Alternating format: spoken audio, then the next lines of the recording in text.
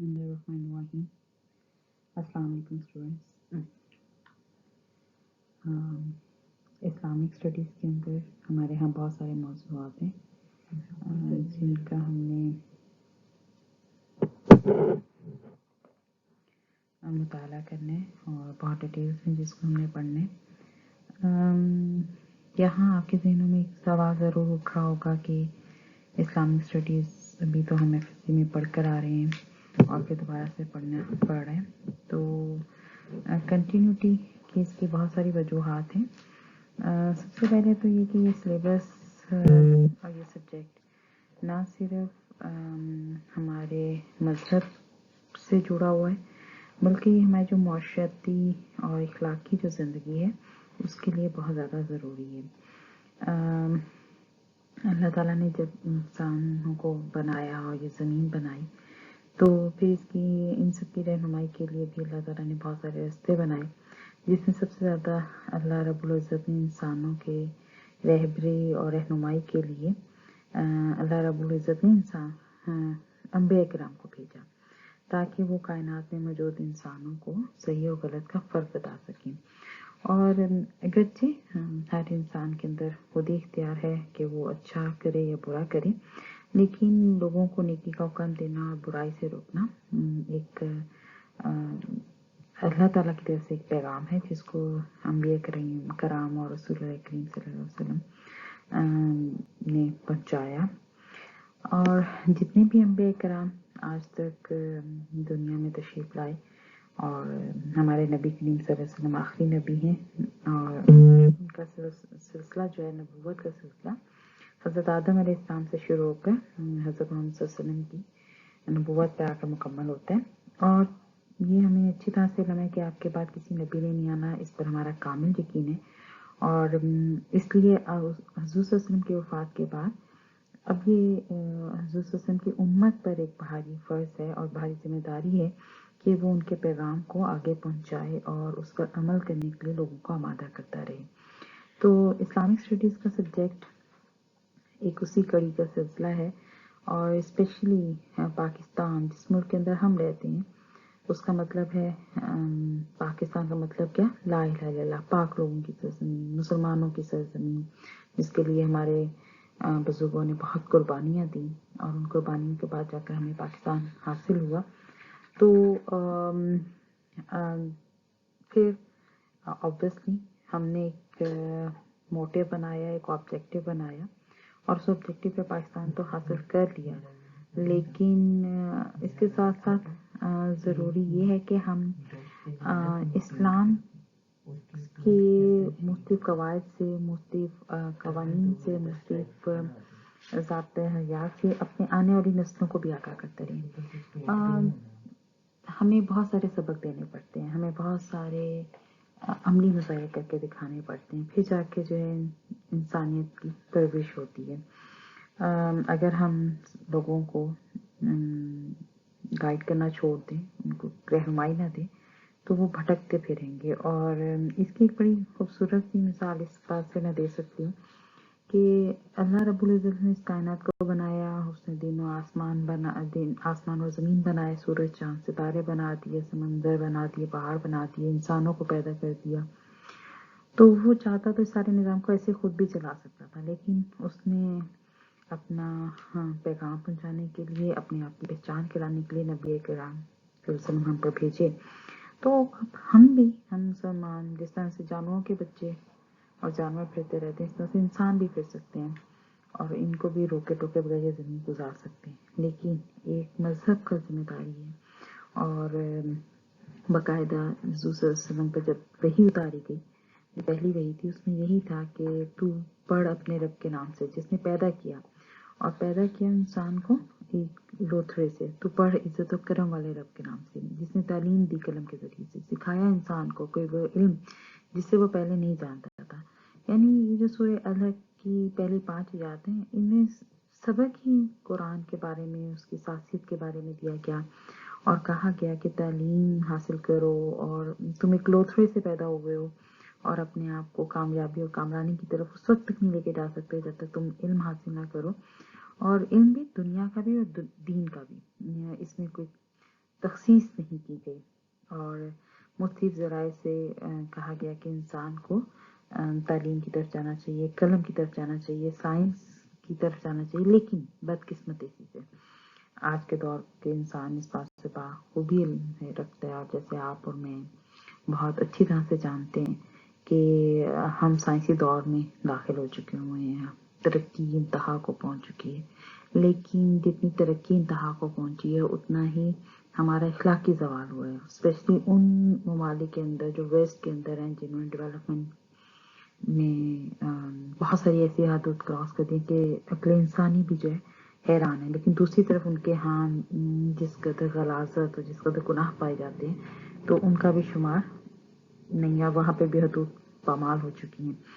تو Islamic studies کا جو سبجیکٹ ہے وہ انڈورس کرنے کے لیے اس پیغام کو جو حضور صلی اللہ علیہ وسلم نے دیا اور ان کے سے پہلے نبی اکرام دیتے رہے، اس کو انڈورس کرنے کے لیے انٹروڈیوس کرایا گیا پاکستان کے کانسٹیٹیوشن کے اندر 1973 کے اندر اس کو لازم قرار دیا گیا۔ 1973 کے اندر ہی کیا، اب پاکستان کی جو ہم ہسٹری کا سبجیکٹ بھی انشاءاللہ آپ میرے ساتھ ہی پڑھ رہے ہیں تو آپ دیکھیں گے کہ ہم اس میں بھی بار بار دیکھیں گے کہ پاکستان میں اسلامائزیشن کے حوالے سے کیا ہوا۔ اسلامائزیشن مطلب اسلام کے نفاذ کے لیے کیا کوششیں ہوئی، تو بار بار ہم نے یہی کہا کہ مسلمانوں کو ان کے دین کے مطابق چلانے کے لیے آسانیاں فراہم کی جائیں گی، کوششیں کی جائیں گی، حکومت پاکستان کوشش کرے گی، اور اس میں سے یہ کوشش یہ ہے کہ اسلامک اسٹڈیز کا جو سبجیکٹ ہے وہ انٹروڈیوس کرایا گیا ہے۔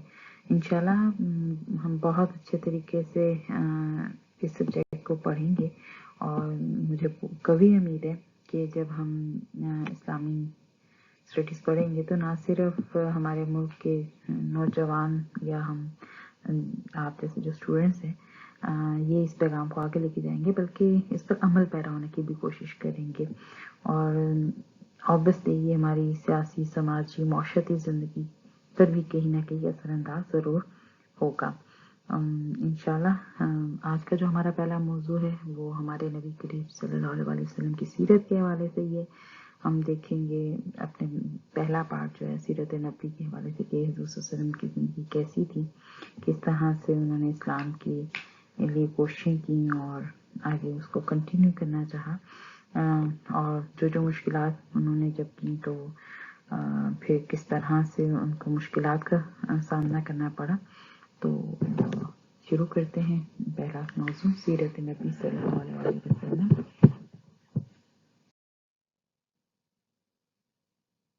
جیسے ابھی میں نے تھوڑا سا تعارف کے اندر بات بتائی کہ جب معاشرے کی تمام جو اکائیاں باطل پر عمل پیرا ہوں، ہمارے ہاں ناجائز امور کے سر انجام دینے میں مختلف قسم کی حدود کو ختم کیا جا رہا ہو، بدکاری عام ہو چکی ہو، کسی کو قتل کرنے کا کوئی درد نہ ہو، کوئی تکلیف نہ ہو، کوئی دکھ نہ ہو، لوگوں نے جنہوں نے محنت کر کے مال کمایا اس کو ڈاکے سے ڈاکو اٹھا کے لے جائیں اور اس کو انجوائے کریں، اور ان پہ کوئی کسی قسم کی قدغن نہ ہو، کوئی سزا نہ ہو، اور اسپیشلی جب برائی کو برائی نہ سمجھا جانا لگے اور ایک دوسرے کے دلوں میں دل و دماغ میں برائی سے نفرت پیدا کرنے کی کوشش کی جا رہی ہوں۔ جو حق بات کہنا چاہتے ہوں، جو حق پہ کھڑے رہنا چاہتے ہوں، جو حق کا ساتھ دینا چاہتے ہوں، ان کے لیے زندگی مشکل ہو جائے تو سب سے کٹھن مرحلہ یہی ہوتا ہے۔ اور ایسے دور میں جب ہر طرف برائی پھیلی ہو، اپنے بیگانے کی پہچان بھول جائے، تو اس وقت دشمنی لینا، دشمنی حق بات کہنا دونوں بہت مشکل ہو جاتے ہیں۔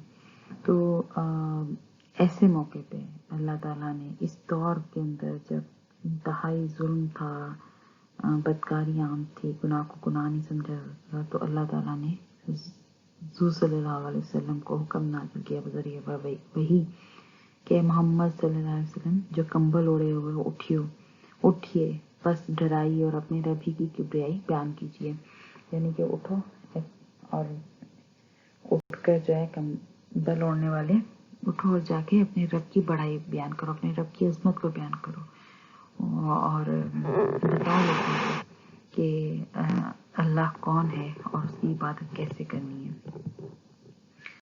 تو جب اس سچویشن کے اندر حضور صلی اللہ علیہ وسلم جو ہے اللہ کا پیغام پھیلانے کے لیے اٹھے اور جہالت میں دھنسے انسانوں کو راہ راست پر لانے کی ذمہ داری آپ پر عائد ہوئی تو توحید الہی کا پرچار کرنا گویا کہ سرکشوں کی کبریائی پر ضرب لگانا ہے۔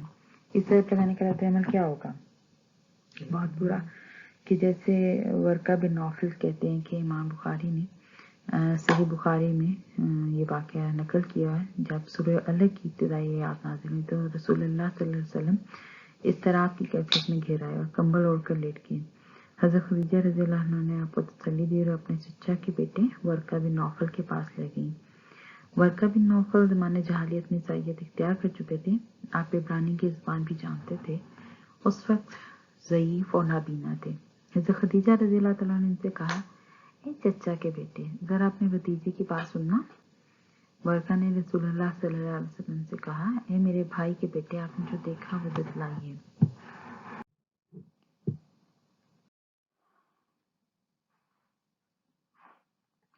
ابتدائی 3 سال تک تو رسول صلی اللہ علیہ وسلم نے دعوت کا سلسلہ خفیہ رکھا، یہاں تک کہ سورہ شورى کی آیت نازل ہوئی اور اس میں اللہ تعالیٰ نے کہا کہ اپنے قریبی رشتہ داروں کو عذاب الہی سے ڈراؤ۔ تو رسول اللہ صلی اللہ علیہ وسلم نے کوہ صفا پہ چڑھ گئے اور بآواز بلند ایک ایک قبیلے کو پکارنے لگے۔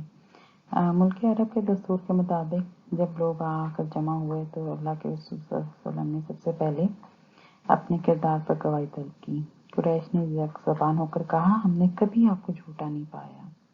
یہ جواب سن کر آپ صلی اللہ علیہ وآلہ وسلم نے فرمایا کہ میں تمہیں سخت عذاب سے ڈراتا ہوں، اللہ پر ایمان لاؤ تاکہ عذاب الہی سے بچ جاؤ۔ یہ سنتے ہی قریش پھٹ پڑے۔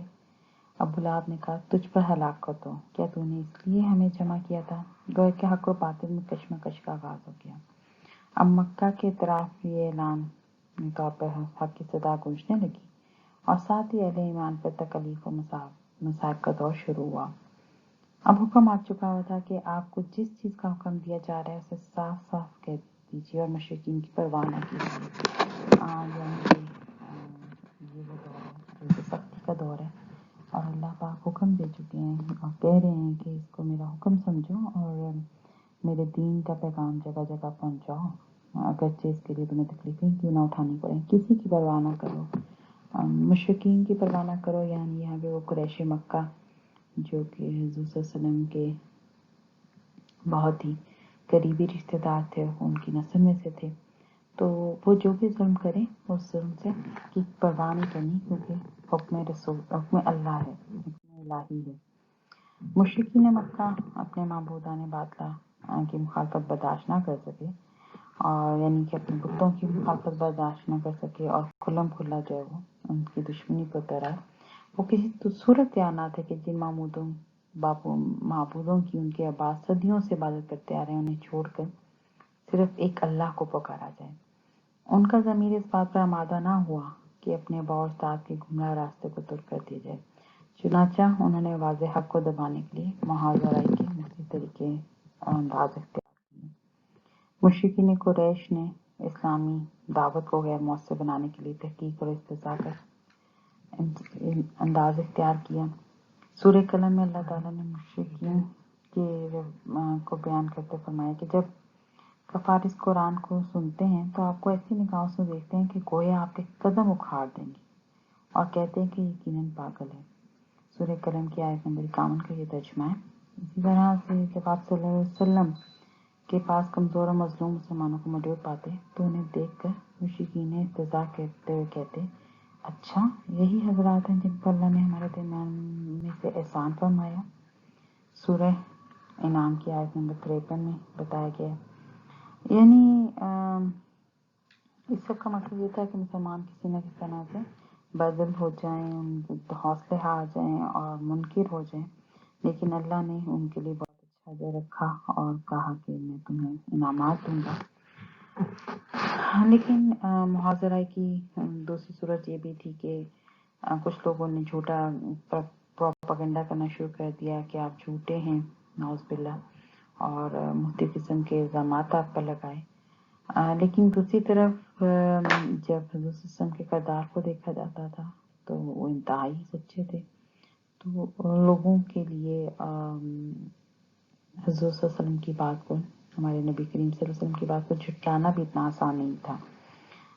جیسے کہ سورہ فرقان میں کہ محض جھوٹ ہے جسے اس نے گھڑ لیا. کچھ دوسرے لوگوں نے اس کی اعانت کی ہے. یعنی کہ سورہ فرقان میں اللہ تعالیٰ کہہ رہے ہیں کہ یہ لوگوں کا یہ کہنا ہے، مشرکین کا یہ کہنا ہے کہ یہ نبی جھوٹا ہے اور کچھ لوگ اس کی مدد کریں. یہ سب الزامات ہیں اور اس الزامات کو اپنے اللہ کے لیے برداشت کرنا ہے. جب ان ساری چالوں کے باوجود مشرکین ناکام ہوئے تو انہوں نے اب تشدد کرنے کا سوچا، جبر کرنے کا سوچا، اور جو ظلم، جو جبر، جو تکالیف اولین دور کے مسلمانوں نے برداشت کی، ان کو بیان کرنا ناممکن ہے. لیکن کمال ہے کہ دوسری طرف ان کے استقلال میں ذرا سی بھی کمی نہیں آئی. یقین مانیے بارہا سیرت نبی کی کتابیں پڑھیں یا جب کبھی بھی گاہے بگاہے مفتی جگہوں پہ